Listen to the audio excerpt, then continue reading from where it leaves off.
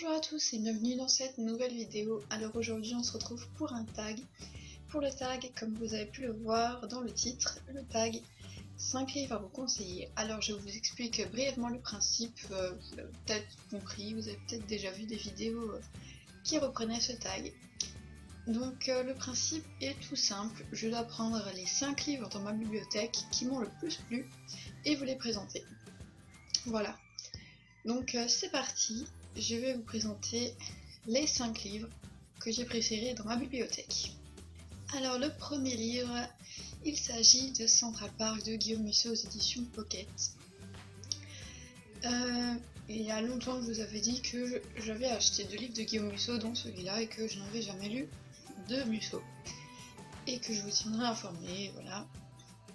Je l'ai plutôt fait par Twitter, je crois. Je n'ai pas fait de chronique dessus, je ne sais plus. Et du coup, c'est un de mes coups de cœur de ma bibliothèque, tout simplement parce que les intrigues de Musso sont tellement renversantes, on est tenu dans une histoire jusqu'à la fin. Et en fait, à la fin, Musso a le don pour tout renverser, tout chambouler. Et vraiment, on se retrouve avec une situation qu'on n'imaginait même pas, voilà. On ne s'imagine pas ce qui va se passer à la page suivante, ni ce qui va se passer au chapitre suivant. Musso, franchement, c'est vraiment le suspense par excellence, quoi. C'est même pas un polar, non, c'est rien du tout. Enfin, c'est pas un polar, c'est pas vraiment un policier non plus, mais c'est vraiment un bon livre à suspense, c'est un bon auteur à suspense aussi. Je vous présente Central Park, mais il y a aussi La fille de papier qui est pas mal, dans le même genre aussi. Mais j'avoue que j'ai préféré Central Park, voilà. C'est le pourquoi pourquoi je vous le présente. Voilà. Le deuxième livre que je vais vous présenter aujourd'hui, j'ai dit, redit et répété qu'il s'agissait d'un de mes coups de cœur absolus de cette année. Il s'agit de Phobos par Victor Dixen aux éditions Robert Laffont dans la collection R. D'ailleurs, il y a bientôt le tome 2 qui va sortir, il sort ce mois-ci, j'ai très hâte de me le procurer. Voilà. Franchement, si vous aimez bien un peu ce qui se passe dans l'espace, mais en même temps les romans réalistes, parce que c'est réaliste, ça part vraiment d'un truc qui pourrait arriver peut-être genre dans 10-20 ans si la recherche fait des progrès comme dans le livre. Parce que, je vous rappelle comme le pitch, il y a 12 adolescents qui partent sur Mars pour vraiment fonder une colonie, pour que ce soit une planète habitable, voilà. Et franchement, j'ai adoré.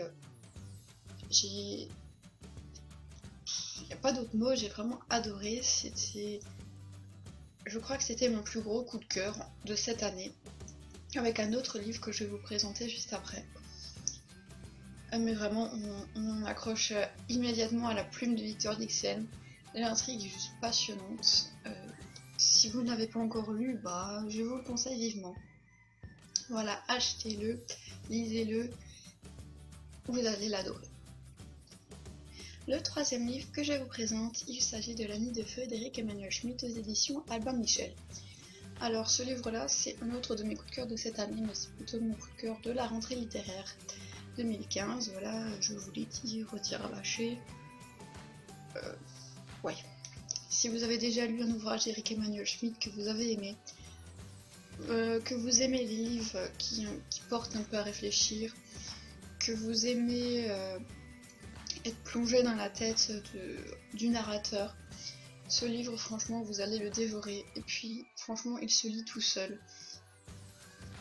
C'est un point sur lequel j'avais un peu peur avant de l'acheter. Je me disais que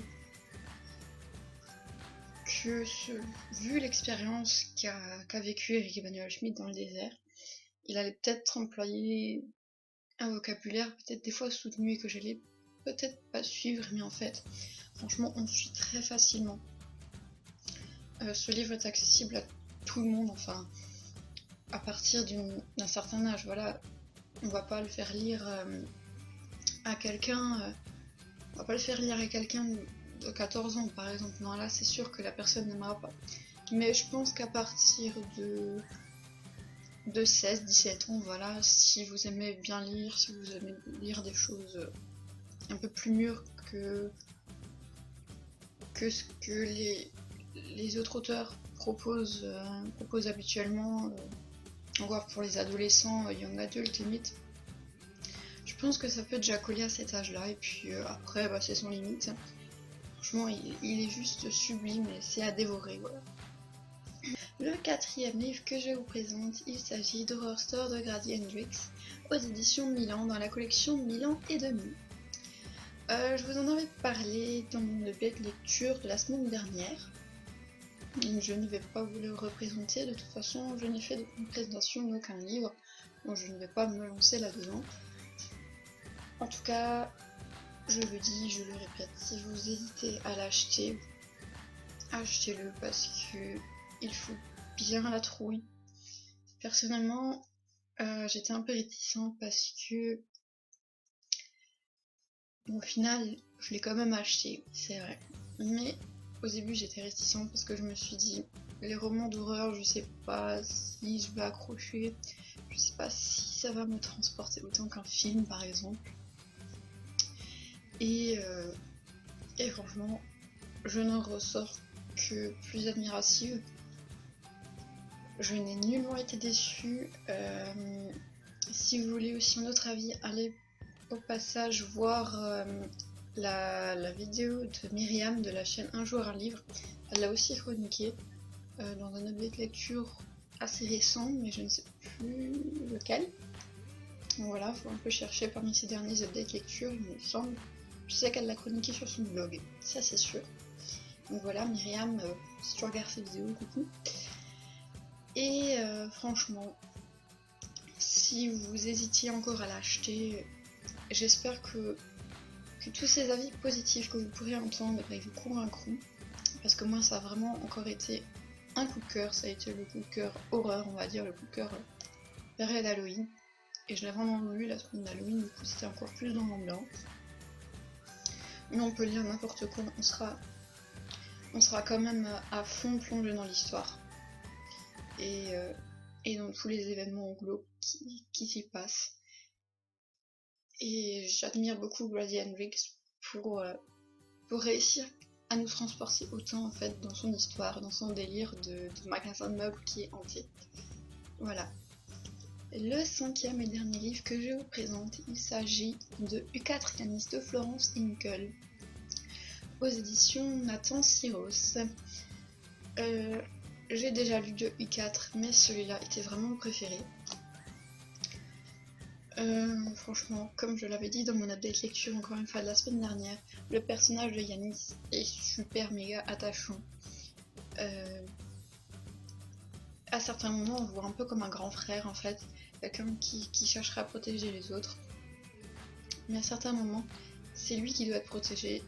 Et je trouve ça je trouve ça énormément formidable que ce personnage ait ces deux facettes, voilà, ça en rajoute à la magie du livre, ça en rajoute au fait que le personnage soit déjà extrêmement attachant à la base, avec ses faiblesses, ses forces, ses doutes, etc. Et c'est sans doute pour cela que j'ai plus accroché que l'autre tome du 4 que j'avais déjà lu. Il me reste 2 à lire qui sont dans ma palle, qui attendent bien sagement dans ma bibliothèque. J'ai hâte de les lire, je ne sais pas par contre quand je vais les lire parce que ma palle elle grossit à vue d'œil, hein. Faudrait peut-être qu'elle se mette au régime. Mais bon. En tout cas, si vous voulez débuter la saga U4, vous pouvez débuter par n'importe quel livre, comme je vous l'ai déjà expliqué dans 2 vidéos déjà il me semble. En tout cas, je vous conseille vivement Yanis, voilà. Parce que voilà, c'est Florence Hinkel, c'est sa plume, c'est juste fabuleux. L'écriture est magnifique. Et ouais, voilà. Donc voilà, c'est tout pour cette vidéo. Je vous ai présenté les 5 livres que j'ai préférés dans ma bibliothèque. J'espère que ce tag vous aura plu. Et n'hésitez pas à me dire en commentaire si vous voulez à l'occasion que je fasse un C'est lundi que lisez-vous, ou même un autre tag. N'hésitez pas vraiment à me proposer des idées, je suis ouverte à toute proposition. Cette vidéo est maintenant terminée. On se retrouve la semaine prochaine pour une nouvelle vidéo. Je vous fais plein de bisous.